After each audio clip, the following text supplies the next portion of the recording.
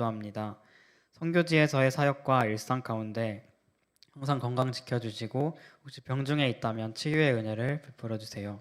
또한 선교지에서 자라난 믿음의 청년들이 이 한국의 대학에 입학하고 또 장학의 길을 열어주신 은혜에 감사하며 앞으로도 그 한 사람 한 사람 삶이 정말 복음의 통로로서 쓰임받게 되기를 원합니다.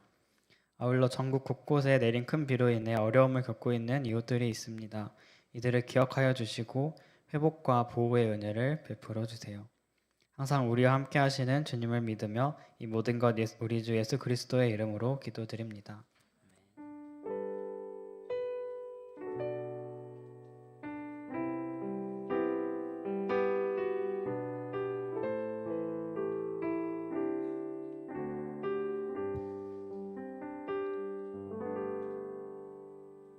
오늘 함께 보실 말씀은 룻기입니다. 룻기 1장 1절에서 18절 말씀입니다. 룻기 1장 1절에서 18절 말씀입니다. 저와 여러분 교독하겠습니다. 룻기 1장 1절에서 18절. 사사들이 치리하던 때 그 땅이 흉년이 드니라. 유다 베들레헴의 한 사람이 그의 아내와 두 아들을 데리고 모압 지방에 가서 거류하였는데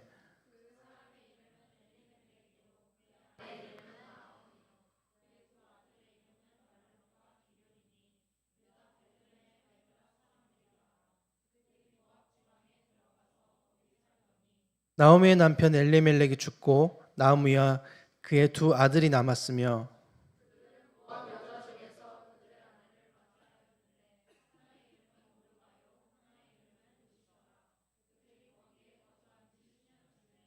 말론과 기론 두 사람이 다 죽고 그 여인은 두 아들과 남편의 뒤에 남았더라.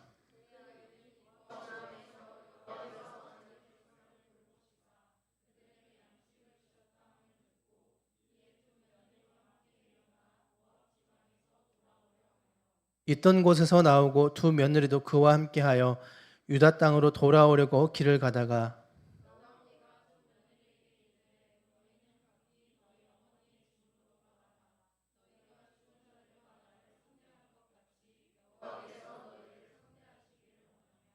여호와께서 너에게 허락하사 각기 남편의 집에서 위로를 받게 하시기를 원하노라 하고 그들에게 입맞춤에 그들이 소리를 높여 울며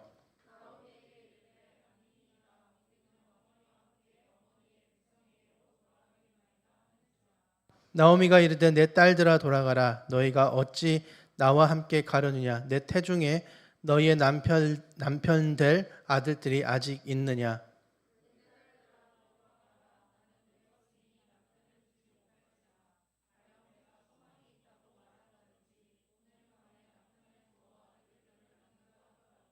너희가 어찌 그들이 자라기를 기다리겠으며 어찌 남편 없이 지내겠다고 결심하겠느냐.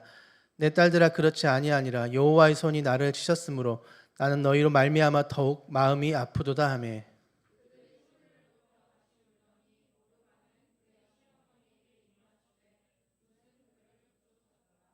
나오미가 또 이르되 보라 내 동서는 그의 백성과 그의 신들에게로 돌아가나니 너도 너의 동서를 따라 돌아가라 하니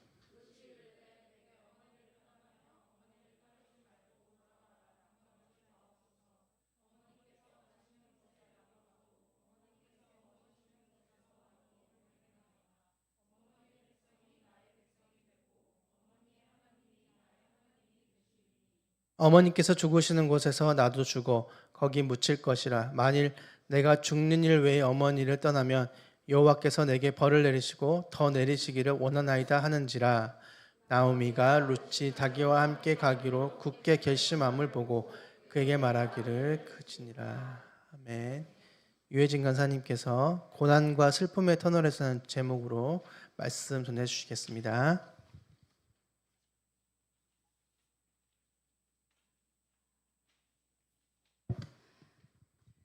네, 반가운 분들이 많이 계시네요. 또 우리 전역해서 돌아온 우리 승재 형제랑 박수로 환영할까요? 이따가도 환영하겠지만 너무너무 환영하고요.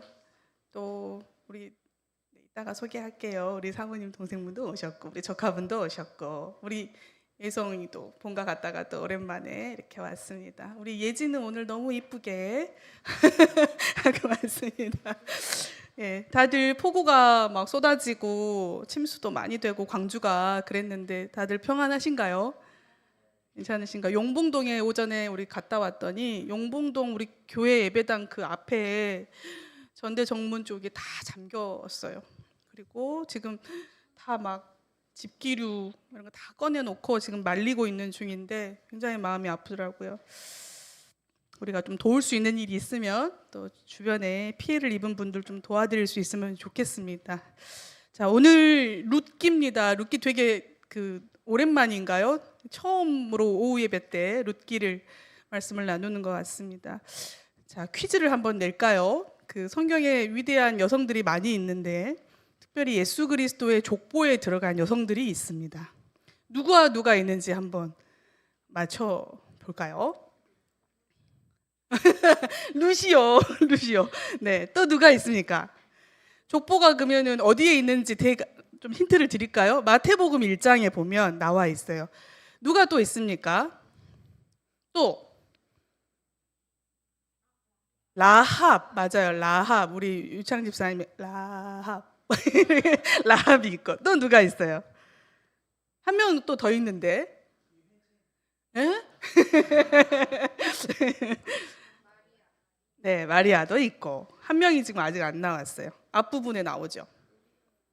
우리아의 아내, 그렇죠. 밧세바. 한 명이 더 남았어요. 위에 올라가면 있어요. 족보의 윗부분에 유다의, 그렇죠. 유다의 며느리 다말, 다 말아먹었다 그래가지고 다말. 죄송합니다. 자, 그래서 그렇게 여인들이 있어요. 예수님의 족보에 들어가 있었던 여인들이 이렇게 라합도 있고 다말도 있고 밧세바도 있고 그리고 이제 마리아도 있고. 근데 오늘 그들 중에서 룻에 대한 이야기입니다. 그럼 퀴즈를 하나 더 낼게요. 룻기는 주인공이 누구일까요? 룻이죠. 룻이 주인공이죠. 그런데 룻기의 주인공은 나오미입니다. 네, 나오미. 오늘 왜 나오미가 주인공인지 말씀을 드리려고 해요. 사실 룻기는 굉장히 아름다운 이야기가 들어있죠. 우리 성도님들이 아시는 것처럼 룻기에는 보아스와 룻의 사랑 이야기, 아름다운 결혼 이야기도 들어있어요. 근데 룻기를 그냥 러브 스토리로만 보기에는 뭔가가 심상치 않은 이야기들이 막 들어있어요. 룻기의 주인공이 나오미라고 말씀드리는 이유는요, 룻기의 1장에 보면 룻으로 시작하지 않고 나오미의 가족으로 먼저 시작을 하죠. 그래서 나오미의 가족에 무슨 일들이 막 생겨요. 나오미의 텅 빔으로 시작을 했다가 마지막에 룻기의 마지막 장 한번 봐보세요. 4장의 마지막 그 장 절들을 보면요, 계보로 끝이 나요. 근데 그 계보의 끝에 제일 마지막 9절 22절을 한번 봐보세요. 누가 나오죠? 다윗을 낳았더라라고 끝이 나요. 근데 그 다윗의 아버지가 이세의 아버지가 오벳이에요. 오벳의 아버지가 보아스예요. 이 보아스는 룻과 결혼한 사람이에요. 그러니까 나중에 4장에 보면 어떤 이야기가 나오냐면 나오미가 아들을 얻었더라라는 표현이 나와요. 나오미는 할머니인데 룻이 아들을 얻었다라고 하지 않고 나오미가 아들을 얻었더라 그러면서 하나님을 찬송하는 장면이 나옵니다.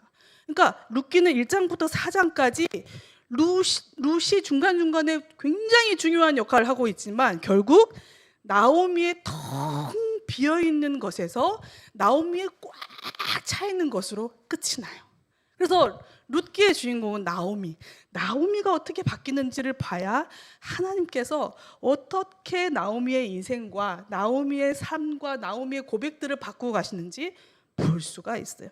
자, 봅시다. 오늘은 내용이 좀 길죠. 1절부터 18절까지니까 숨을 가다듬고 함께 따라오셔야 돼요. 한번 보겠습니다. 자, 1장 1절부터 5절까지 한번 볼게요. 1절부터 5절까지는요, 시간이 굉장히 빠르게 흘러갑니다. 그런데 이 안에 단서들이 좀 들어있어요. 왜냐하면 이 1절부터 5절까지가 룻기 전체의 배경입니다. 자, 시대가 나옵니다. 1절에 보니까 어떤 시대라고 나오죠? 사사시대. 자, 사사들이 치리하던 때, 즉 사사시대예요. 룻기 앞에 말씀이 사사기죠. 자, 사사시대는요, 성경 전체를 봤을 때 가장 어두운 시대라고 할 수가 있어요. 사사기의 마지막 장 앞에 볼까요? 21장 25절 한번 볼게요. 마지막 장 바로 한 장 넘기면 있어요. 거기 뭐라고 나옵니까? 그때에 이스라엘의 왕이 없으므로 사람이 각기 자기의 소견에 옳은 대로 행하였다라고 나와요. 그러니까 사사기 시대가 왜 어두운 시대냐면 왕이 없었기 때문에 각자 자기의 마음대로 옳은 대로 그냥 행했다라는 거예요. 자, 이걸 다른 말로 표현하면 이스라엘의 왕은 누구십니까? 하나님이시죠. 이스라엘의 왕은 하나님이신데 그 왕이 있음에도 없는 것처럼 살았다는 거예요. 그러니까 사사기 전체에 죄의 수레바퀴가 있죠. 백성들이 우상을 숭배하고 막 죄를 지어요. 그럼 어떻게 하죠? 하나님이 야 너희들 그렇게 하세요. 심판하고 심판을 겪으니까 백성들이 막 울부짖어요. 하나님 우리가 잘못했어요. 하나님이 사사를 보내셔가지고 구하셔요. 근데 구해지고 마음이 좀 편안해지면 어떻게 하죠? 다시 죄를 지어요. 또 하나님 또 심판하세요. 그러면 또 막 울부짖어요. 그러면 또 사사를 보내서 구해주세요. 지금 사사시대에 계속 반복되는 죄의 수레바퀴였어요. 이 시대가 바로 배경이라는 거예요. 룻기의 배경이 바로 이런 시대예요. 무슨 일이 있었죠? 자, 그 다음에 보면 그 장소가 나와요. 룻기 1장 어디라고 나옵니까? 그 땅에 이제 이건 나중에 나오는데 거기가 어디냐면 베들레헴이에요. 베들레헴. 그 땅에 흉년이 드니라 유다 베들레헴에라고 나오죠. 그러니까 여기는 지금 어디입니까? 베들레헴, 유다 땅이에요. 보이신가요? 지도? 네, 유다 땅, 베들레헴. 여기는 하나님께서 주신 약속의 땅이었죠. 자, 거기에 근데 무슨 일이 일어났습니까? 흉년이 들었어요. 하나님이 기업으로 주신 약속의 땅에 흉년이 들었다는 얘기예요. 신명기 11장 말씀에 보면요, 하나님께서 백성들이 죄를 범했을 때 하늘을 닫아서 비가 오지 않게 하고 땅에 소산을 내지 않는다는 말씀이 있어요. 그러니까 흉년이 들었다는 건 뭡니까? 지금 하나님께서 그렇게 하셨다는 것, 간섭하셨다는 것을 보여주고 있어요. 구약에서는 그런 일들이 꽤 있었습니다. 그래서 구약에 보면 엘리야 시대에도 어떻게 합니까? 이스라엘 백성들이 바알을 숭배하니까 하나님께서 이스라엘을 심판하셔서 흉년을 주셔요. 그런 일들이 구약에는 구석구석 있었습니다. 즉 흉년은 하나님을 저버린 백성에게 주시는 징계와도 같았어요. 근데 지금 베들레헴 유다 땅에 흉년이 들었다는 것은 뭡니까? 이스라엘 백성들이 어떻게 했다는 거예요? 뭔가 지금 잘못했다는 거예요. 어쨌든 하나님 지금 좀 화가 나셨다는 거예요. 근데 주인공이 나와요. 주인공 누가 나옵니까? 한 사람이 그의 아내와 두 아들을 데리고 모압 지방에 갔다고 나와요. 한 사람은 아직 이름이 안 나오죠. 1절에는 안 나와요. 그의 가족이 지금 흉년이 드니까 어디로 갔습니까? 모압으로 갔어요. 모압은 요단 동편이에요. 그러니까 유다 땅에서 이쪽 모압으로 갔어요. 유다 지역은 비가 잘 내리지 않고 비가 와도 어떻게 하죠? 땅이 다 흡수를 해버려서 굉장히 어려운 곳이에요. 저장하기도 어렵고. 그래서 항상 무엇을 바랬죠? 이른 비와 늦은 비를 바라고 기다렸었어요. 결국에는 전적으로 하나님이 간섭하셔야 되는 땅인 거예요. 근데 반대로 모압은요, 강이 흐르고 있었어요. 그래서 좀 풍족했습니다. 그래서 지금 이 한 사람의 가족이 모압으로 거류하려고 갔는데, 이 거류라는 단어는 잠깐 머물려고 갔다는 것을 뜻해요. 근데 나중에는 거기서 오랫동안 그냥 살게 돼버렸어요. 2절에 보니까 그 가족의 이름이 나옵니다. 이름을 잘 한번 볼게요. 자, 누가 갔습니까? 엘리멜렉. 엘리멜렉의 뜻은 나의 하나님은 나의 왕이시다라는 뜻이에요. 아까 이스라엘에 왕이 없었다 그랬잖아요. 근데 엘리멜렉이라는 사람은 나의 하나님은 나의 왕이시다라는 뜻이에요. 경건했던 사람인 것 같아요. 자, 나오미가 나와요. 자, 아내 이름은 나오미. 나오미의 이름의 뜻은 뭘까요? 기쁨이라는 뜻이에요. 기쁨. 기쁨이라는 뜻이 돼요. 그런데 이 나오미가 나중에는 나를 나오미라고 하지 말아라. 나를 마라라고 해라. 마라는 쓰디쓴 물을 얘기해요. 나는 기쁨이 사라지고 고통만 남은 쓴물이다라는 얘기예요. 자신의 인생이 그만큼 썼다라는 걸 보여줍니다. 아들 둘의 이름이 나옵니다. 첫 번째 아들의 이름은 말론이고 기럐이 나와요. 근데 말론의 이름의 뜻이요 질병이에요.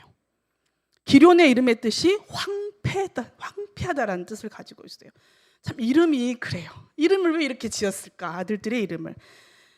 자, 거류하려 갔는데 모압으로 갔는데 모압에 오랫동안 살게 돼요. 그런데 3절부터 주인공이 아주 급작스럽게 나오미로 바뀌어요. 이 뭐랄까요? 이 글의 주체가 나오미로 딱 바뀝니다. 3절부터.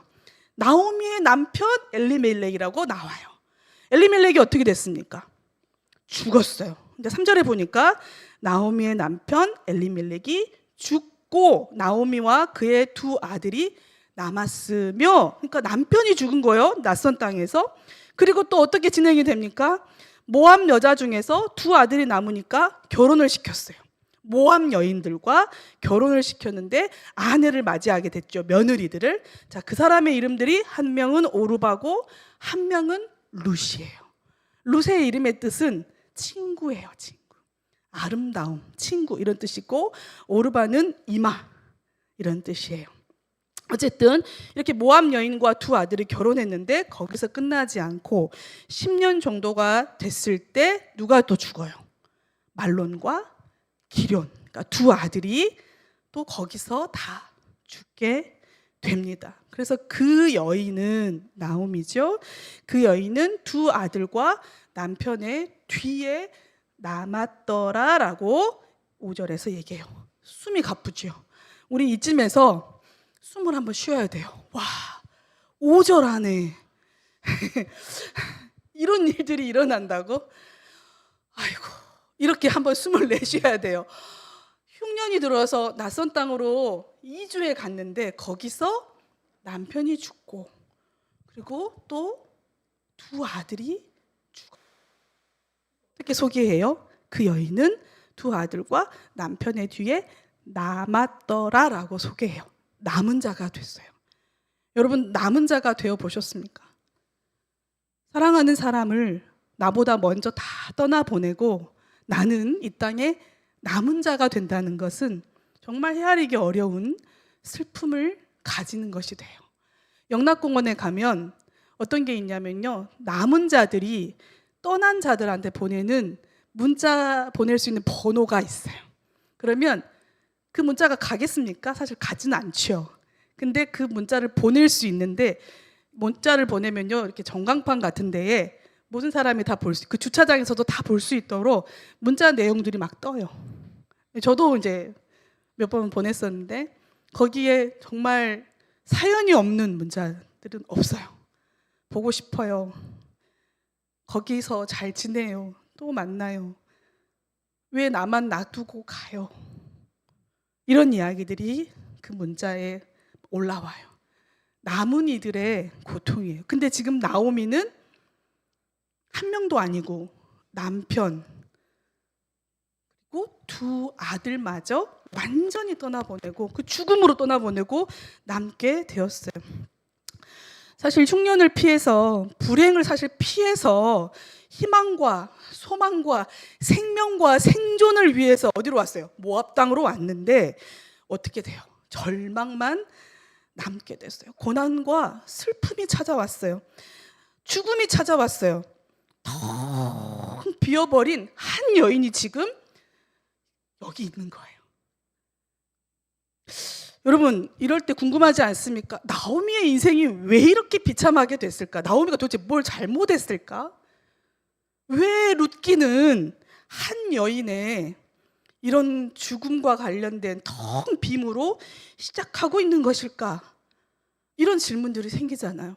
도대체 하나님 뭘 말씀하시려고, 이 룻기를 통해서 하나님 우리에게 뭘 말씀하시려고 이 나오미의 정말 절망적인 인생을 보여주고 있을까? 근데 한간에는요, 여러분 룻기의 말씀을 이렇게 들어오면, 저도 어릴 때 이 설교를 들었을 때 이렇게 말씀을 하셨어요.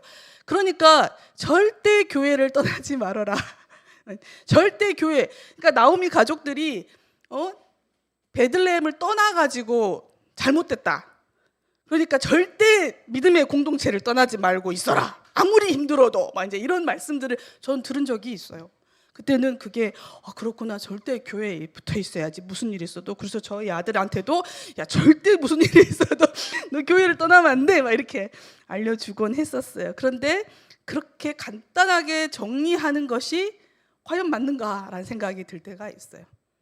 그렇게 하면 떠나지 않고 교회에 남아있는 사람들이 꽤 있겠죠. 그런 말씀을 들으면. 근데 나오미 가족이 베들레헴을 떠난 것을 잘했다라는 건 아니지만, 왜냐하면 나오미가 나중에 고백하잖아요. 하나님 나를 괴롭게 하셨고 나를 치셨다라고 고백해요. 그것은 본인도 뭔가 자신이 그런 선택을 하면 안 됐다라는 것을 알고 있는 거긴 해요.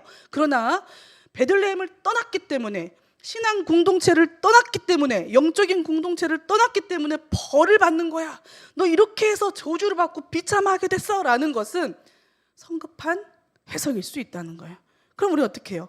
왜 떠났어? 그걸 좀 봐야 되는 거예요.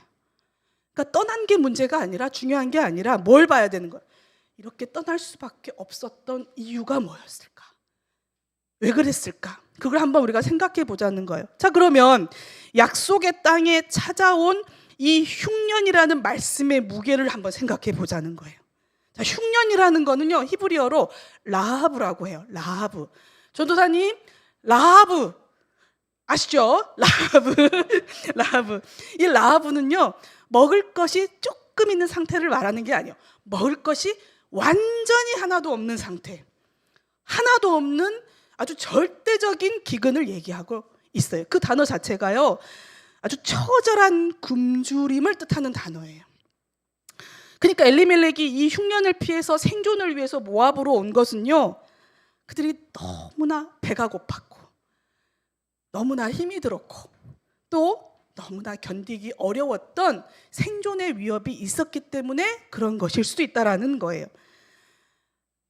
베들레헴은요, 나중에 우리 룻기 막 2장, 3장에 보면요, 그래도 이 사사시대라는 걸 생각해 볼 때 베들레헴은 그래도 좀 은혜가 남아 있었던 땅이었습니다. 뭘 보면 알 수 있냐면요, 사회적 약자들을 위해서 뭐 합니까? 나중에 우리 룻이 이삭 줍기를 해요. 그럼 우리 율법에 나와 있잖아요.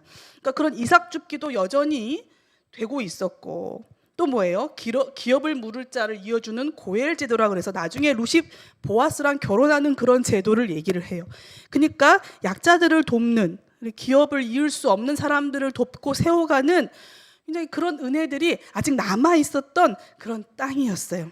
그런데 이 베들레헴에 지금 흉년이 들었다는 건 뭐예요? 아까 말씀드린 대로 하나님이 지금 뭔가 징계하시고 있다는 걸 뜻해요. 베들레헴이라는 곳은 하나의 영적 공동체라는 것을 봤을 때 은혜가 있었던 그 베들레헴에 지금 그 은혜가 없어졌다라는 것을 뜻하고 있어요. 자, 베들레헴이라는 뜻은 베이트 더하기 레헴. 그래서요, 베이트는 집이고 레헴은 떡이에요. 떡. 그러면 합쳐서 뭐예요? 집떡. 떡집이 떡집. 베들레헴은요, 떡집이에요. 떡집이란 뜻이에요. 떡집은 뭐예요? 떡이 있어야 돼. 떡집에 떡이 있어야 돼요. 우리가 성경에는 이름값을 해야 되잖아요. 이름값을 해야 되는데 베들레헴은 양식이 풍성한 그런 지역이라는 거예요. 자, 여기서 말하는 양식은 은혜의 양식을 뜻하겠죠. 진짜 문제는 이 베들레헴 떡집에 떡이 없다는 거예요. 그래서 흉년이 든 거예요. 자, 떡 하면 생각나는 말씀 성경에 있어요. 여러분 생각나는 거 한번 얘기해 보세요. 성경에 떡에 관련된 이야기가 크게 두 가지가 나와요. 우리가 베들레헴에 흉년이 들었다는 것을 생각할 때 그 떡 얘기를 좀 생각을 해봐야 돼요. 구약의 떡 얘기가 어디에 나와요? 떡을 어디다 놔둬요? 어디에 떡이 있어요? 네, 성막에 있어요. 성막에 성소 안에 뭘 놓죠? 그렇죠. 진설병을 놔요. 성소 안에 진설병을 놔요. 12덩어리의 떡을 놔요. 근데 이 떡은 누룩이 없어요. 순결한 걸 의미해요. 그리고 12덩이는 뭘 의미하냐면 12지파. 12지파. 12지파에 누룩이 없는 떡을 항상 그 앞에다 놔둬야 돼요. 자, 그걸 무슨 뜻이냐면 그걸 놓으면서 하나님께서 어떻게 하신다고? 12지파를 늘 돌보시고, 즉 이스라엘 백성들을 돌보시고 양식을 주시고 생명의 양식과 공급처가 되어주신 것을 보여주는 말씀, 보여주는 것이 이 떡, 진설병이었어요. 또 하나가 나와요. 신약에는 떡하면 뭐가 생각나세요? 요한복음 6장 35절 한번 봐보세요. 요한복음 6장 35절 41절, 48절, 51절 6장이 전체가 다 무슨 얘기냐면요, 다 떡 얘기예요. 요한복음 6장 앞부분에는요 무슨 얘기가 있어요? 오병이어 사건이 있어요. 오병이어가 뭐예요? 지금 오병이어 물고기와 떡을 나누어 주신 사건. 그리고 나서 그 다음에 연결돼서 예수님이 뭐라 그러시냐면 내가 하늘에서 온 뭐다? 떡이다. 내가 생명의 떡이다. 내가 하늘로부터 온 생명의 양식이다 라고 얘기해요. 그러면서 마지막에 요한복음 6장이 어떻게 끝나요? 오는 자는 어떻게 된다고요? 영원히 줄이지도 않고 목마르지도 않는다. 아, 성경에서 말하는 떡은 뭐예요? 그러니까 진설병, 즉 성소에 늘 놓여져 있었던 그 진설병은 하나님이 이스라엘 백성을 돌보시고 공급하시고 먹이시면서 하나님이 임재하시는 것을 뜻하고, 요한복음에서 말하는 생명의 떡은 예수님 자신을 뜻하는데 이 두 개를 합쳐보면 떡이라는 건 뭐예요? 예수님을 통해서 우리에게 주시는 힘과 구원과 능력을 얘기하고 하나님의 임을 얘기를 하는 거예요. 자, 그러면 정리해 본다면 베들레헴, 약속의 땅, 즉 신앙의 공동체이니 베들레헴에 떡집인데 떡이 없다는 건 뭐가 없는 거예요? 영적인 공동체에 하나님의 임재가 없다는 거예요. 은혜가 충만하게 있어야 되는 영적 공동체인 그 땅에 뭐가 없는 거예요? 하나님의 임재가 없고 생명의 양식이 없다라는 거예요. 하나님 나라 백성에게 하나님의 임재가 없다는 것만큼 심각한 게 어디에 있습니까? 하나님과의 살아있는 만남이 없는 영적인 공동체는 생명력이 없는 공동체. 생명의 떡이신 예수 그리스도가 없다는 거예요. 하나님의 임재를 경험할 수 없는 영적 공동체, 다른 말로 하나님의 임재를 경험할 수 없는 교회. 우리 교회는 어떤가?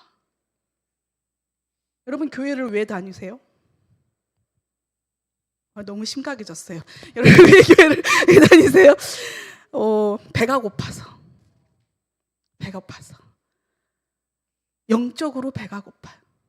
굶주려 있어요. 줄여 있어요. 근데 교회 가면, 우리 때는 교회 가면 초코파이 줬어요. 초코파이. 그렇게 맛있었어요. 초코파이하고 요구르트 하나하고. 주일학교. 사실 많이 배고프고 줄인 영혼들이 교회로 옵니다. 잘 모르지만, 서로가 잘 모르기도 하고 내가 왜 교회로 오는지 모르지만 우리 안에 갈급한 줄임이 있습니다. 생명의 떡을 먹고 싶어 합니다. 여러분들도 그렇고 저도 그렇고, 그래서 우리가 교회에서 생명의 떡이신 예수님을 만났고 그 예수님 안에 있는 그 영원한 양식이 무엇인지 알아가고 있고, 그리고 우리 안에 그 굶주림을 채워가고 있고, 그렇지 않습니까? 자, 그러면 만약에요, 지금 저 밖에서 뭔가 교회 가면 뭔가 좀 다를 것 같은데 하고 분이엘 교회로 딱 들어왔어요. 여기는 그래도 뭔가 생명의 양식, 뭔가 나를 좀 채워줄 수 있는 뭔가가 있을 것 같아라고 왔는데 와보니까 다 굶주려 있네. 와보니까 똑같네 나랑. 예은이는 예수님 믿고 교회 다닌다고 해가지고 예은이 옆에 가면 콩고물이라도 떨어질 줄 알고, 예은아 너랑 있으면 너무 좋아 그랬는데 야 예은아 너 상처받으면 안 돼? 그러면 어때요? 너랑 나랑 똑같으면 어때요?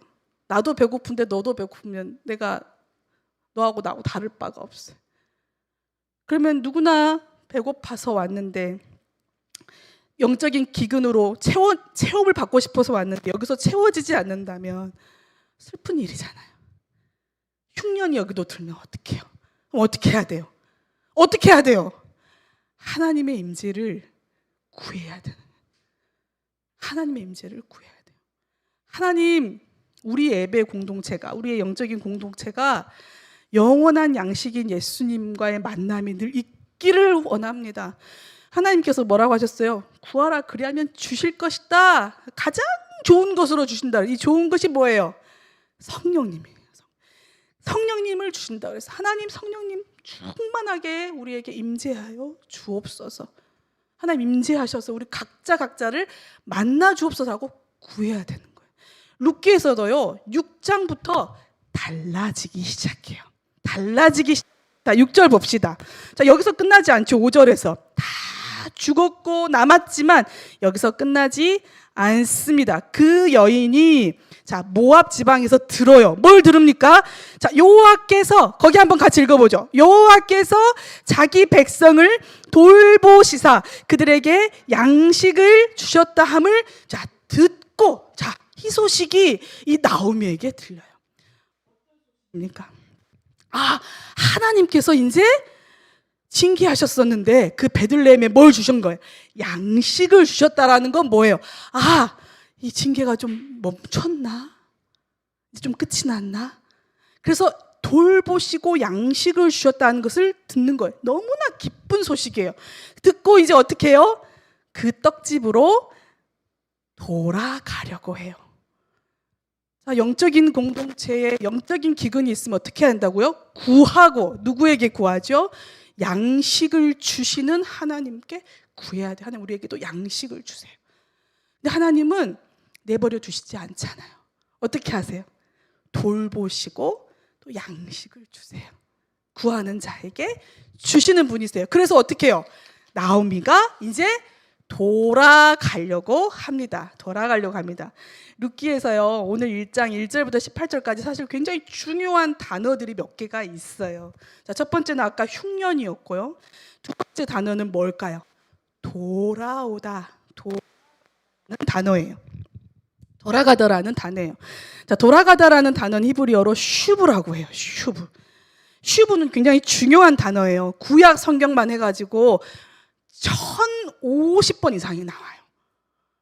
돌아와라. 하나님께서 하나님의 백성들에게, 특히 하나님을 떠난 백성들에게 수없이 하셨던 말씀이 뭐예요? 슈브예요. 돌아와. 내게로 돌아와. 선지자들을 통해서 하나님이 계속해서 백성들에게 하셨던 말씀이 뭐예요? 돌아와. 내게로 돌아와. 그래야 너희들이 살아. 돌아와. 그거를 몇 번 하셨다고요? 구약에서만 1050번. 그러니까 뭡니까? 돌아와라. 이건 뭐 하나님의 마음이에요. 근데 지금 나오미가 자기의 고향으로 돌아가려고 하는 거예요. 돌아가다 했을 때 여러분 떠오르는 스토리가 있을 거예요. 자, 돌아온 탕자. 맞아요. 돌아온 탕자 이야기가 있어요. 우리가 돌아가다를 했을 때 이 스토리를 생각하셔야 돼요. 돌아가는 건요, 하나님께서 하나님을 떠난 사람들에게 늘 하셨던 말씀이기 때문에 돌아간다는 건 뭐예요? 리턴. 다시 말하면 회개를 얘기를 하죠. 가던 길을 멈추고 죄의 길을 멈추고 하나님 나 잘못했어요. 나 용서해 주세요라고 다시 그 길을 가면 그거는 리턴이 아닌 거예요. 그러니까 회개, 돌아가다는 건 하나님 나 잘못했어요라고 어떻게 해야 돼요? 돌아야 돼. 돌아서 이쪽으로 가야 되는 거예요. 자, 그러면 누가복음 15장의 탕자, 여러분이 말씀하셨던 탕자를 한번 잠깐만 생각해 볼까요? 아버지 집을 떠나서 재산을 다 가지고 떠났던 탕자가 다 탕진하고 거지가 되어서 돌아오지요. 이 돌아온 탕자를 줄여가지고 뭐라 하는 줄 아세요? 돌탕. 그런데 집에도 탕자가 있었어요. 집에도 탕자가 있었어요. 누가요? 누가 탕자예요? 집에 있는 탕자? 희원이? 바로 큰아들이었어요. 큰아들도 알고 봤더니 탕자예요. 심각한 탕자였어요. 보세요. 아버지 집에 있었어요, 함께. 그런데 아버지를 사실은 떠나 있었어요. 왜? 아버지 생각은 1도 안 하고 아버지 집에 함께 있었으나 아버지 마음을 1도 모르는 큰아들. 아버지 집에 함께 있었지만 아버지와 깊은 교제와 사귐이 없던 큰아들. 이 큰아들도 누굽니까? 탕자예요. 사실 돌아와야 되는 탕자예요. 그래서 뭐라 그래요? 집탕. 죄송해요. 어제 우리 산이는 팡팡 웃었는데 그래서 돌탕과 집탕 오마 그래서 막 웃었는데 여러분 너무한 거 아니에요? 아무리 졸려도. 그래서 집에는 어쨌든 돌아오다 했을 때 탕자들은 돌탕도 있지만 심각한 건 집탕이에요. 집탕. 집의 탕자. 이 집탕은요, 잔치에도 참여하지 않고 동생도 받아주지 않고 비난하고 정죄하는 양상과 태도를 보여요. 그래서 나는 탕자 아닌데요, 나는 아버지를 탕 적도 없는데요, 나는 재산을 탕진하지도 않았는데요 라고 하지만 결국 이런 양상들과 태도를 볼 때 이 큰아들도 탕자였다는 거예요. 자, 여러분께 물을게요. 오, 간사님 저는 탕자 아닌데요. 저 교회도 잘 다니고 있고 주일도 잘 지키고 그리고 예수님 믿고 나서 한 번도 예수님을 떠난 적이 없는 걸요? 여러분은 돌아와야 되는 집탕이 아닙니까? 맞아요? 아니에요. 그래요. 한번 다시 구체적으로 얘기해 볼게요. 자, 모습들을 한번 얘기해 보겠습니다. 내 마음이 강팍하다. 그 다음에 나는 말씀을 들어. 설교 말씀을 듣는데 월요일 되면 다 잊어버린다. 자, 한 구절도 가슴에 남아있지 않는다. 지금 성경 읽기 우리 하고 있죠? 성경 읽기를 하지도 않는다. 다 이름 알고 있어요. 자, 기도하는 시간이 힘들어진다. 힘들다. 타인을 판단하고 타인을 비난하기도 한다. 근데 드러내지 않는다. 왜 저래? 그러면서 드러내지 않고 받아들여주지도 않고 마지막으로 영적인 기쁨이 없다. 이런 모습들이 우리 안에 있다면 여러분 우리도 하나님께 돌아가야 될 집탕이에요. 저 집탕이에요. 굉장히 집탕 같아요. 여러분 하나님께 돌아가십시오. 하나님께 돌아가십시다. 하나님께 양식이 있습니다. 하나님 우리를 돌봐주시도록 기도합시다. 왜 하나님께로 돌아가야 하냐면요, 하나님이 떡을 주시고 양식을 주시는 분이기 때문입니다. 호세아 14장 말씀을 보면요, 돌아와라 그렇게 말씀하시면서 돌아오게 되면 그들은 곡식같이 풍성할 것이고 포도나무같이 꽃이 필 것이고 그 향기는 레바논의 포도주같이 될 것이다. 풍성해질 것이다 라고 하나님이 얘기하세요. 그래서 마지막에 네가 나로 말미암아 풍성한 열매를 맺을 것이다. 텅 빈 인생이 하나님께로 돌아가면 풍성히 체험을 얻습니다. 허기졌던 인생이 하나님께 돌아가면 생명의 떡을 먹고 영원히 목마르지 않습니다. 우리가 아직 집탕이라면, 우리가 아직 돌탕이라면 온전히 하나님께 돌아가야 돼요. 나오미가 양식을 주셨다 함을 듣고 돌아가려고 한 것처럼 우리도 양식을 주시고 우리의 줄인 배를 채우시는 하나님께 늘 돌아서야 돼요. 집탕으로 살지 맙시다. 아멘. 이제 말씀을 거의 마지막으로 지금 가고 있어요. 숨을 한번 또 고르고, 자, 나오미는 이제 돌아갑니다. 자, 나오미는 자신이 돌아가니까 누가 밟힙니까? 며느리 둘이 밟혀요. 며느리 둘은 이스라엘 사람이 아니죠. 모압 여인들이에요. 그래서 뭐라고 합니까? 이제 나도 갈 테니 너희도 돌아가. 너희 어머니 집으로 돌아가라고 해요. 자, 이 대목에서 또 굉장히 중요한 단어가 하나 나옵니다. 한번 찾아보세요. 8절 이후로 쭉 보면 눈에 띄는 단어가 있을 거예요. 한번 말씀해 보세요. 어떤 단어를 찾으셨죠? 선대. 누구예요? 선대. 누가 자리에 선대? 애은이가 찾았어요? 역시 선대. 자, 선대라는 단어가 여기서부터 굉장히 중요한 단어니까 마음에 딱 담고 있으세요. 자, 나오미가 두 며느리를 보내죠. 그러면서 너희가 나를 그동안 선대한 것 같이 이제 나도 그걸 기억하니까 하나님께서 너희를 선대하기를 원하며 너희들을 다 가라고 얘기해요. 나오미가 이렇게 할 수밖에 없었던 이유는요. 나오미는 어떻습니까? 지금 어떤 상황입니까? 돌아가지만 가지고 있는 게 하나도 없죠. 사실은 나오미가 이 며느리들을 위해서 할 수 있는 게 하나도 없어요. 그래서 지금 그 부분을 계속 설득하고 있는 장면이 그 장면들이에요. 며느리를 막 설득해요. 너희들을 데리고 갈 수 없는 이유를 구구절절히 설득하는 장면이 쭉 나와요. 돌아가라는 거예요. 너희 집으로.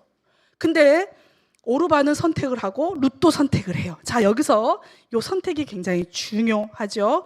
자, 오르바는 첫째 며느리 어떤 선택을 하죠? 처음에는 안 간다고 했다가 강권하니까 어떻게 해요? 이제 가기로 결심을 해요. 오르바는 선택을 해요. 가기로. 근데 그 선택이 잘못된 선택이 아니에요. 인간적인 선택이에요. 인간적으로 최선의 선택을 한 거예요. 오르바가 야, 너 너무한다. 시어머니 버리고 떠나야. 이럴 수가 없어요. 자, 그 다음 룻의 선택을 한번 보자고요. 룻은 어떤 선택을 합니까? 14절에 보니까 그들이 막 소리를 높여 다시 울더니 오르바는 시어머니에게 입을 맞추고 떠나고 룻은 그를 뭐 했더라? 붙잡았더라 라고 나와요. 붙잡았더라. 히브리어로 다바크. 요 히브리어가 제가 이제 히브리어를 완전히 다 공부한 건 아니지만 재밌어요. 어떤 게 재밌냐면 막 이런 발음들이 있더라고요. 헤세드 막 이런 발음들이 있어요. 분이 되게 세요. 헤셋 이렇게 발음해야 된대요. 물어보니까 다바크도 다바크 이렇게 하면 안 된대요. 다바크 이렇게 해야 된대요. 아마 굉장히 중요하기 때문에 저는 그런 것 같은데 이 다바크라는 단어가요. 붙쫓았더라, 붙잡았더라는 단어가요. 시편 63편 8절에 나오는 단어하고 똑같아요. 무슨 뜻이냐면요. 완인격적으로 연결되고 결합되고 딱 뜻해요. 68편에 3편에 뭐라고 나오냐면요. 하나님이 하나님의 오른손으로 우리를 딱 붙잡고 있는 걸 뜻해요. 절대 놓지 않고 있는 다바크예요. 우리 예지를 하나님이 어떻게 하고 계신다고요? 절대 놓지 않고 있는 다바크 하고 계신다는 거예요. 그때 사용하는 단어예요. 그러니까 룻이 지금 나오미를 어떻게 하고 있다는 거예요? 나는 절대 어머니를 놓고 꽉 붙들고 있다는 거예요. 이게 이제 몸으로도 붙들다는 뜻도 있지만 뭐예요?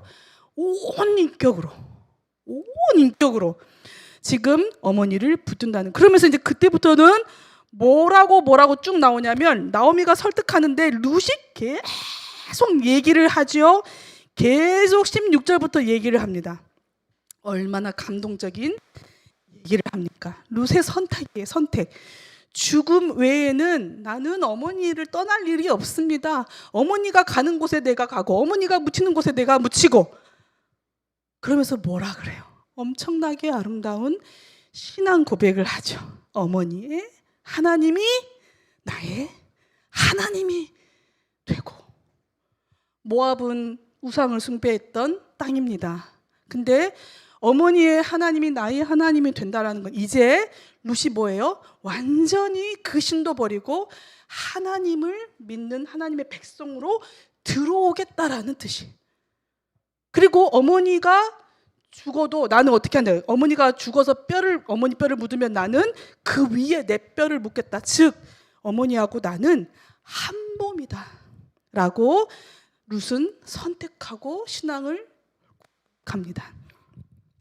얼마나 감동적인 신앙 고백이고 믿음의 선택인지 모릅니다. 사실 룻은요, 이 룻이 했던 선택은 그녀가 앞으로 치러야 되는 대가치고 너무 커요. 이 선택이. 왜냐하면 이제 시어머니를 모셔야 돼요. 부양해야 돼요. 젊은 며느리가 본인한테는 낯선 땅인데 거기서 지금 가족, 이 어머니를 먹여 살려야 되고 어머니는 나이가 있으니까 본인이 다 챙겨야 돼요. 큰 희생이 따르는 선택이었다라는 거예요. 자, 룻은요, 힘이 있는 사람 편에 서지 않는 선택을 합니다. 잘 나가는 사람 편에 서지 않습니다. 여러분 어떻습니까? 우리는 잘 나가는 사람 편에 서고 싶잖아요. 그렇죠? 박보검 너무 멋있어. 너무 노래도 잘해. 너무 수영도 잘하고. 나는 박보검이랑 친구였으면 좋겠다. 미안해요. 자꾸 그러네. 그래서 힘이 있는 사람 편, 잘 나가는 사람 편에 서고 싶어 해요. 근데 룻은 어떻게 해요? 룻은 망하는 사람, 망해버린 사람, 잘 나가는 사람이 아니라 모든 것이 텅 비어버린 그런 사람, 재산도 희망도 없는 그런 사람, 살았으나 죽은 것 같은 그런 사람과 지금 내가 하나가 되겠다라고 선택하는 거예요. 여러분, 이와 같은 선택을 뭐라고 합니까? 바보 같은 선택이라고 그래요. 근데 지금 룻은 바보 같은 선택을 한 거예요. 여러분, 이런 선택을 할 수 있습니까? 실리와 이익을 쫓아가는 이런 세상에서 이익을 따르지 않고 실리를 추구하지 않고 바보 같은 선택을 할 수 있겠습니까? 이것은 잘 못해요, 우리 인간이라면. 그런데 룻이 어떻게 이런 선택을 할 수 있었을까? 어떻게 이런 선택을 할 수 있었을까? 이 선택은요, 지금 룻기에서 보여주고 있는 이런 선택은 물론 룻이 굉장히 효성도 깊고 신앙으로 이제 가려고 했던 그런 부분도 있겠지만 이게 아까 말씀드린 선대, 헤세드의 선택인 것을 보여주고 있는 거예요. 룻의 선대는요, 예수 그리스도의 헤세드를 보여주고 있어요. 룻의 이런 헤세드와 신앙 고백으로 이 이후부터 룻기의 전개는 완전히 달라집니다. 이 룻의 행동을 통해서 오직 하나님만이 하실 수 있는 조건 없는 사랑, 헤세드의 그림자를 보여주죠. 즉, 이 헤세드, 선대라는 뜻은요, 은혜, 사랑, 인애, 긍휼, 자비, 이 모든 것을 합해 놓은 단어가 바로 이 헤세드이자 선대인 거예요. 상위자가 하위자한테 아무런 조건 없이 주는 사랑을 선대라고 하는 거예요. 아무런 조건이 없는 사랑. 구약에서는 다른 말로 인내라고도 하고 신약에서는 뭐라고 합니까? 아가페라고도 하는 거예요. 이게 바로 헤세드예요. 룻이 베풀었던 선대가요, 룻이 선택했던 이런 헤세드의 선택이 바로 그런 선택이었어요. 이건 누구만이 할 수 있어요? 하나님만이 할 수 있어요. 하나님의 헤세드를 그림자로 보여주고 있어요. 그러므로 이 룻의 헤세드를 통해서 텅 비어버렸고 죽음이었고 고통이었고 슬픔이었던 나오미의 인생이요, 이 헤세드를 통해서 하나님의 선대와 통해 보아스를 만나고 나중에 완전으로 바뀌는 것을 룻기에서 보여주고 있어요. 여러분, 이제 정리하겠습니다. 많은 사람들이요, 텅 빈 마음으로 살아갑니다. 살기 위해서 바둥바둥 거리지만 손에 잡히는 게 없을 때도 참 많이 있는 것 같아요. 우리 1장에서 봤던 것처럼, 1장 앞부분에서 봤던 것처럼 죽음, 사망, 이것은 어떻습니까? 소유로 자신의 가치를 증명하려고 하는 이 땅 위에 많은 인생들한테 죽음은 우리에게 뭘 보여줍니까? 너는 아무것도 가지고 갈 수 있는 게 없어 라는 것을 매번 우리에게 확인시켜줘요. 그러면 그때마다 살아서 뭐하지? 열심히 살아서 뭐하지? 죽으면 허무한데? 허망한데?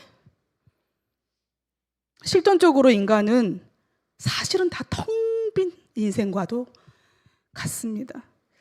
그런데 소망 없는 우리 인생에 하나님이 헤세드로 찾아오셨죠.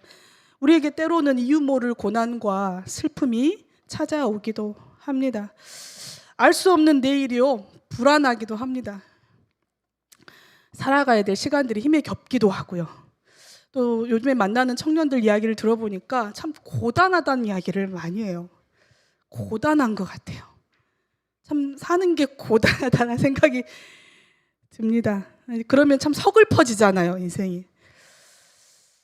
그런데 예수님은 그런 우리를 온몸으로 끌어안으시고, 우리 아까 룻이 시어머니를 꽉 붙들었던 것처럼요, 선대하시고 붙들어 주세요. 타바크 해주세요. 예수님이 우리를 그렇게 온몸으로 끌어안으세요.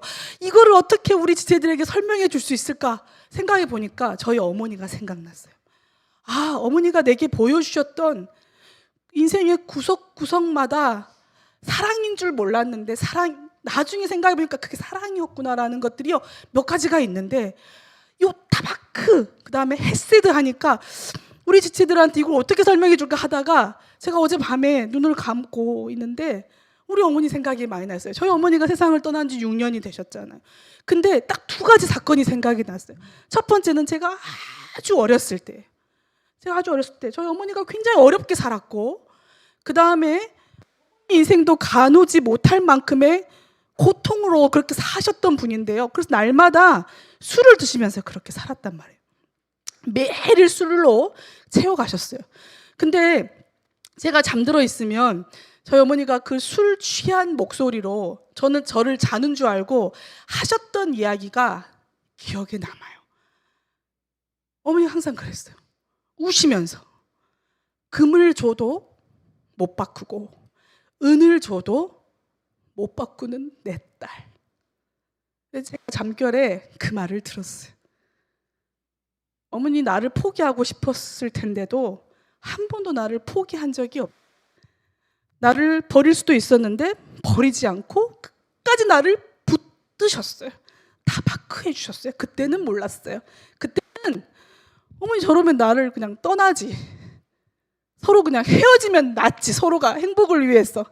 근데 나중에 어머니 돌아가시고 나중에 알았어요. 그게 루시 어머니를 붙잡던 그 다바크 같은, 하나님이 우리를 온몸으로 끌어안고 포기하지 않고 끝까지 오른손으로 붙드시는 다바크였다는 사실을, 그 사랑이었다는 거를 나중에 깨달았어요. 또 한 가지는 저희 어머니가 나중에 치매가 아주 심하게 진행이 점점 됐는데 제가 너무 힘들어했어요. 엄마 나 너무 힘들어. 한 번도 어머니한테 힘들다는 얘기를 한 적이 없었어요. 근데 그날은 너무 힘드니까 제가 막 울면서 엄마 너무 힘들어라고 얘기를 했어요. 저희 어머니가 잘 못 들으시기도 하고 말도 못 하시기도 하고 표현들 못 하셨는데 제가 막 울고 있으니까 저한테 오시더니 정말 그 안타까워하는 눈으로 저의 눈물을 이렇게 닦아주시면서 이렇게 아무 말도 못 하시더라고요. 원래 또 표현도 못 하셨어요. 근데 딱 그 두 가지가 생각이 났어요. 내가 어머니고 어머니가 나였다면 나는 어머니를 포기했을 텐데 어머니는 저 나의 눈물을 닦아주면서 어떤 마음이었을까 생각해 보니까 미안하다 내 딸, 이런 마음이었을 거다라는 거죠. 내가 너한테 힘이 들게 해서 미안하다는 거죠. 너를 힘들게 해서. 그 마음을 그때도 몰랐어요. 어머니가 떠나시고 나서 제가 남은 자가 되고 나서 나중에 알게 됐어요. 근데 그게 생각이 나는 거예요. 이 하나님의 헤세드, 선대, 루시 보여줬던 이 선대, 우리를 붙잡고 꽉 끌어안으시는 이 사랑에 붙잡고 계시는 이 다바크를 어떻게 보여주지? 그거였어. 그거와 비슷할 거야. 그것보다 더 할 거야. 사랑하는 여러분, 우리가 때로 텅 빈 마음이 되기도 하고 우리가 또 살아가면서 고단하고 곤고한 날도 있고 이유 없이 이유를 모르는 고난과 슬픔의 터널을 지날지라도 하나님이 우리를 반드시 붙잡고 계시는 것을 여러분 기억하시기를 바랍니다. 하나님 우리를 돌봐주십니다. 하나님 우리에게 양식을 주십니다. 줄이고 목마른 이에게 하나님 생명의 떡이 되어주셔. 그리고 절대 우리를 포기하지 않습니다. 마지막으로 한 구절만 같이 찾고 읽어보고 마치겠습니다. 로마서 8장 35절 같이 한번 찾아보죠. 같이 읽고 기도하고 마칠게요. 로마서 8장 35절.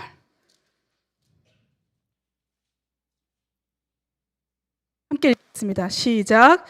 누가 우리를 그리스도의 사랑에서 끊으리요? 환난이나 곤고나 박해나 기근이나 적신이나 위험이나 칼이랴. 38절 39절도 읽어야 돼요. 시작. 내가 확신하노니 사망이나 생명이나 천사들이나 권세자들이나 현재일이나 장래일이나 능력이나 높음이나 깊음이나 다른 어떤 피조물이라도 우리를 우리 주 그리스도 예수 안에 있는 하나님의 사랑에서 끊을 수 없으리라. 아멘. 우리의 한 번도 우리를 포기하지 않고 끊을 수 없는 하나님의 사랑을 기억하면서, 또 우리도 우리 주변에 있는 혹시 나오미 같은 텅 빈 인생들이 있다면 우리도 루처럼 그들에게 선대를 베풀기를 또 생각하면서 같이 한번 마치겠습니다. 찬양하고 우리 기도하고 마치겠습니다. 이렇게 찬양할까요?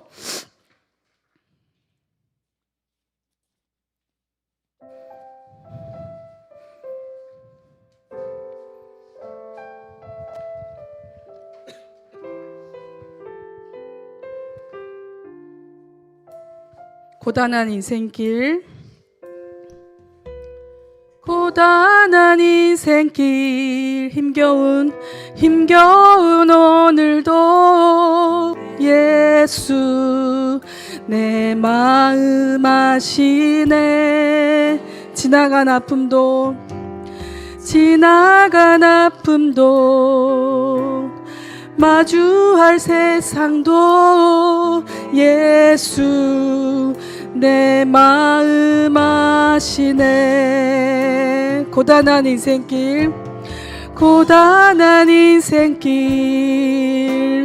힘겨운 오늘도 예수 내 마음 아시네.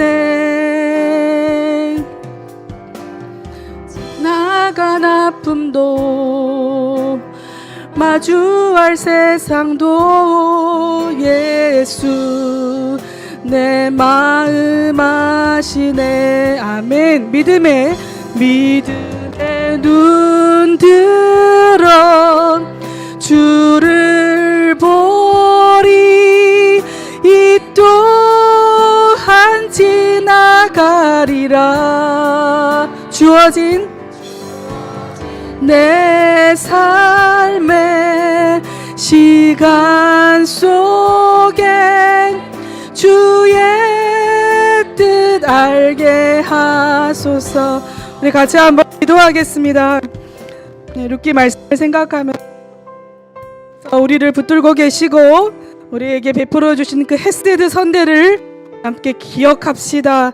어떤 일이 있어도 우리를 붙들고 계시는 하나님의 사랑에 감사하며 하나님의 임재를 사모하고 우리 주변에 있는 나오미와 같은 텅 빈 인생들이 우리를 통하여, 우리의 선대를 통하여 누군가의 또 텅 빈 삶이 꽉 채워지는 인생이 될 수 있도록 우리 같이 한번 기도하면 좋겠습니다. 기도하겠습니다. 하나님 아버지 감사합니다. 하나님 감사합니다. 하나님의 사랑을 말씀해 주시고 보여주시니 감사합니다. 하나님, 내가 미처 알지 못했던 하나님 다바크에 붙들어 주심, 그것을 알기 감사합니다. 하나님 자신의 목숨을 내어주고 사랑하시며 하나님 붙들고 계시고 사랑하신 감사합니다. 하나님 우리를 붙들어 주시고 내 슬픔의 터널 가운데 우리가 또 우리를 해버린 적이 없고 끝까지 우리를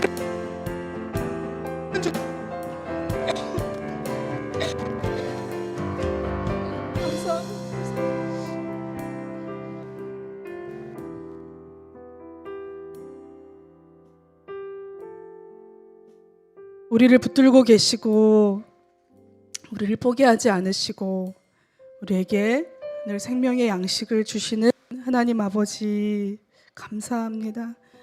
베풀어 주신 그 헤세드의 사랑과 다바크 그 붙들어 주심을 기억하면서 우리 또한 우리 주변에 나오미 같은 사람들, 텅 빈 인생들, 주님 우리를 통해 우리의 선대와 헤세드를 통해 누군가의 텅 빈 인생이 찬송의 인생으로 텅 빈 인생들이, 텅 비었던 노래들이 찬송과 꽉 채워지는 인생으로 바뀌어지는 역사들이 우리를 통해서, 우리 공동체를 통해서 일어나게 하여 주시옵소서.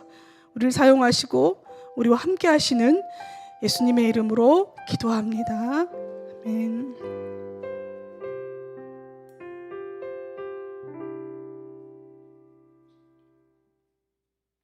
예, 헌금하는 시간 갖도록 하겠습니다.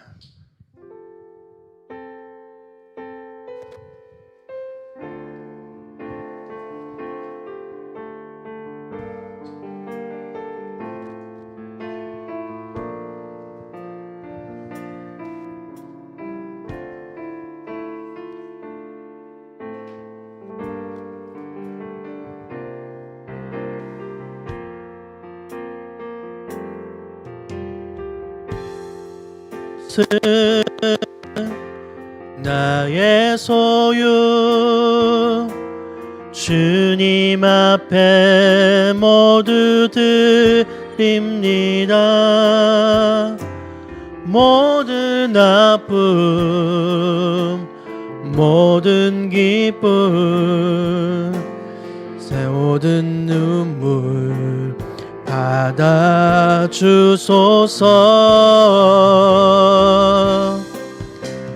나의 생명을 드리니 주 영광 위하여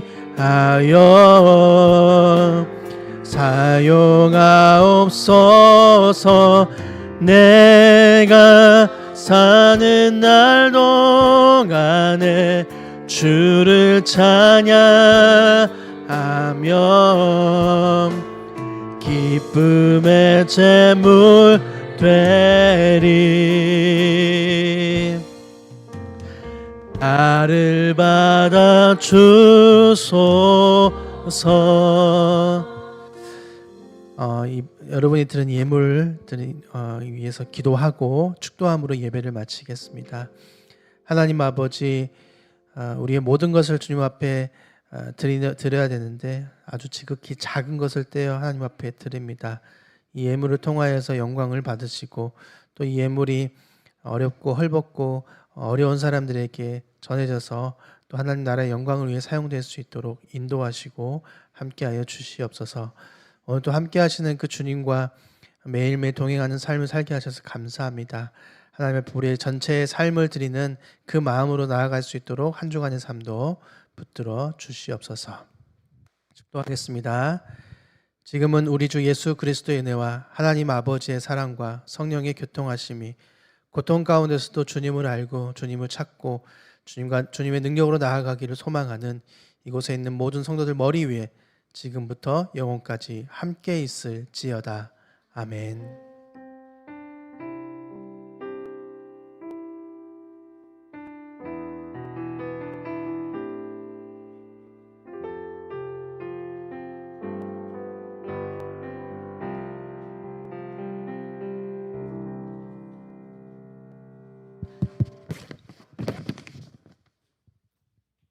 광고하겠습니다. 주 안에서 사랑하고 축복합니다. 새로 오신 지체들 혹시 있으신가요?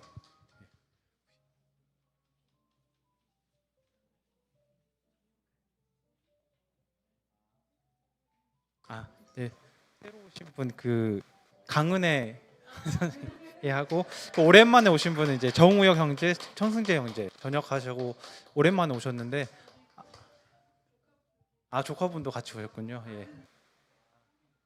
네, 일어서셔가지고 같이 축복해 주시면 좋겠습니다.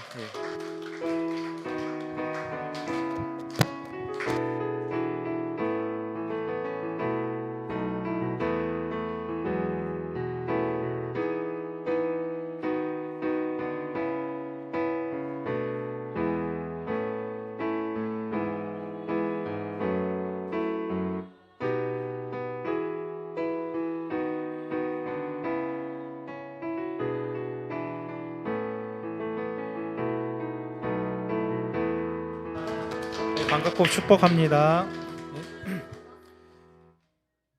네, 오늘 주일 예배를 위해 섬겨주신 모든 지체들 감사합니다. 다음 주 광고는 이승원 형제님께서 해주시기로 하겠고 다음 주 대표기도는 연합예배로 박성은 집사님께서 해주시기로 하겠습니다. 다음 주 학동청소 예배 준비는 예쁘니엘 구역에서 소개해 주시길 부탁드립니다. 네, 양떼인가요? 안 바뀌었네요. 네네. 양떼라고 하네요. 양떼. 네. 예. 그 분이엘 여름 성경 읽기를 잠언과 사도행전으로 하루에 한 장씩 진행하고 있습니다. 함께 많이 참여해 주시면 감사하겠습니다. 그리고 올 하계 선교는 경북 영덕에서 8월 15일부터 16일까지 그 산불 피해 지역에서 있는 교회에서 봉사활동이 있을 예정입니다. 많은 참가 바랍니다. 김희양 목사님 가정이 여름휴가로 7월 19일부터 해가지고 25일 금요일까지 해서 이제 조지아로 어제 이제 사진 이렇게 올라왔는데 저한테 개인적으로 왔는데 엄청 아름다운 곳이더라고요. 예. 다행히 이제 그쪽이 뭐 전쟁 지역이라고 해가지고 좀 걱정하긴 했는데 뭐 평화롭다고는 하더라고요. 네. 기도 많이 부탁드립니다. 네. 안전하고 건강하게 잘 다녀오도록 기도해 주십시오. 이번 주 금요 기도회는 쉬겠고요. 해성 공동생활 아이들을 위한 과외 그 활동하려고 하는데 지체들이 많이 필요합니다. 혹시 가능하신 분들은 연락 주시고 시간은 수요일 저녁 6시 반부터 7시 반이나 토요일 오후 3시부터 4시입니다. 과목은 과학, 한국사, 산수, 국어나 암기 정도로 이제 간단한 곳이고요. 마음 있으신 분들은 연락 바랍니다. 네. 이번 주 암송할 말씀은 예배소서 4장 32절입니다. 다 함께 구절 한번 읽어보고 암송하도록 하겠습니다. 예. 친절하게 하며 불쌍히 여기며 서로 용서하기를 하나님이 그리스도 안에서 너희를 용서하심과 같이 하라. 네, 이상입니다. 한 번 더, 한 번 더 하겠습니다. 한 번 더 시작. 서로 친절하게 하며 불쌍히 여기며 서로 용서하기를 하나님이 그리스도 안에서 너희를 용서하심과 같이 하라. 네, 이상입니다.